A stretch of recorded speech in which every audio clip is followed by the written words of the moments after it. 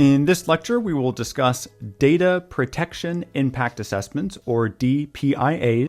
We will define what a DPIA is. We will talk about when to do a DPIA. We will talk about GDPR Article number 35, which outlines DPIAs. We will look at 95/46/EC Article 29, which is unrelated to the GDPR, but we'll see why in just a moment. We will then look at the Working Party 29 definition of high-risk processing. Again, the relevance and numbers and letters there will be clear soon.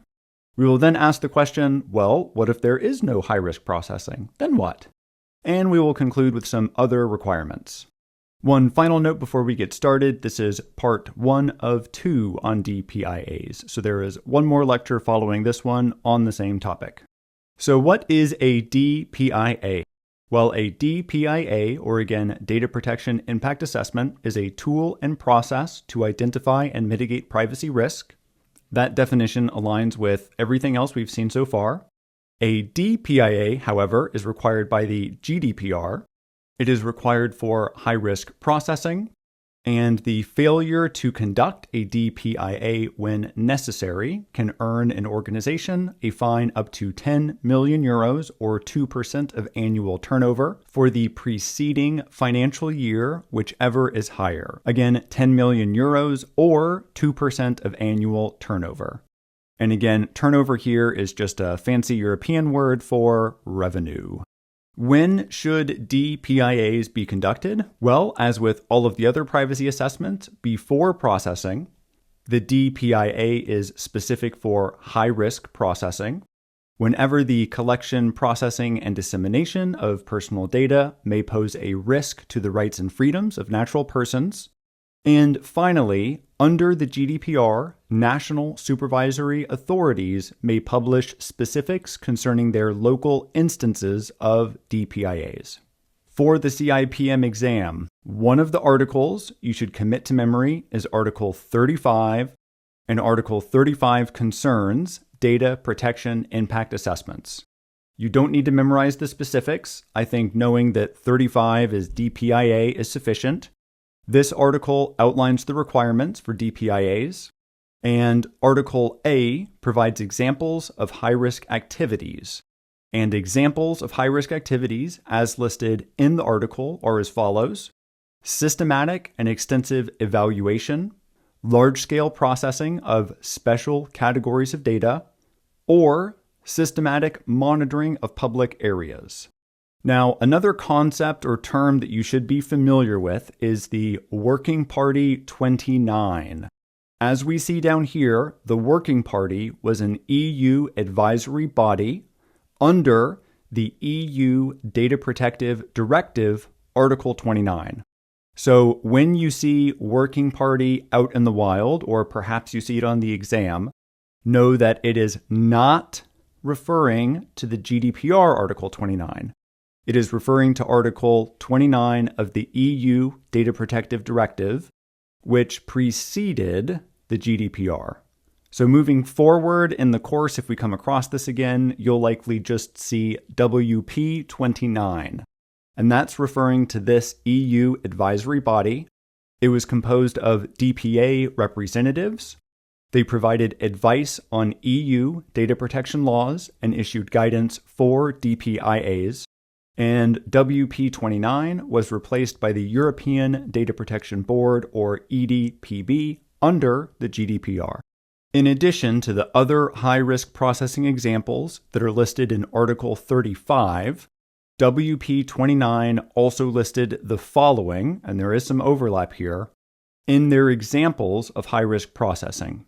Now, in the left column, the 3rd, 4th, and 5th entries, systematic monitoring, processing of sensitive data, and large-scale processing. Those are included in Article 35.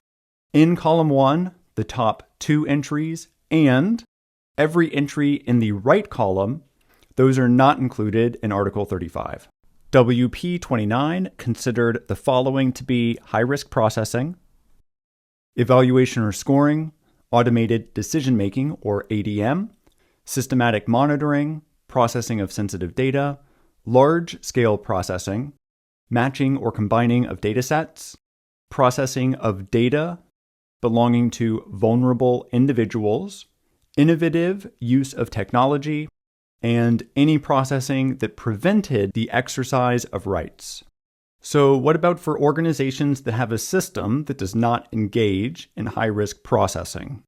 Those organizations need to justify and document the reasons why a DPIA was not conducted. In many cases, because the process of going through a DPIA is useful and it helps organizations to learn all about the system and the data that they're collecting and processing, conducting a DPIA may still be a useful exercise. But at the very least, if a DPIA is not going to be conducted, then that process of reaching that decision needs to be justified and documented. Other requirements for DPIAs: maintaining records of processing activities, a ROPA, the processing purpose, the categories of data, the recipients of any processed data or outcomes or inferences, as well as technical and organizational security measures.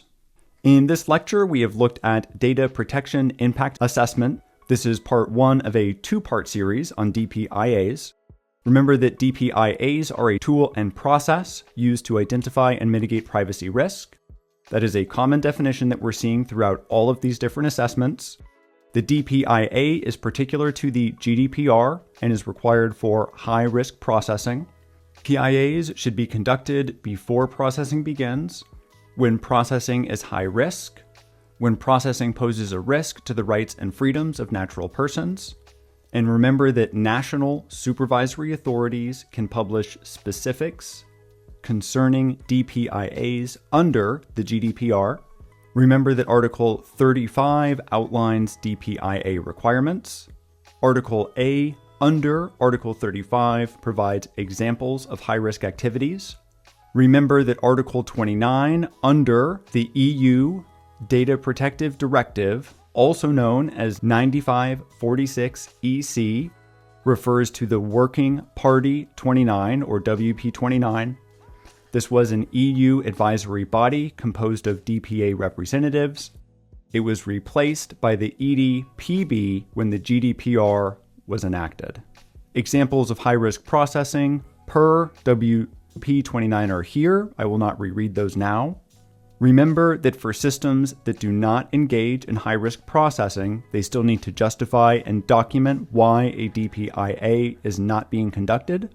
Finally, other DPIA requirements are maintaining ROPA, documenting the processing purpose, categories of data, data recipients, as well as the technical and organizational security measures.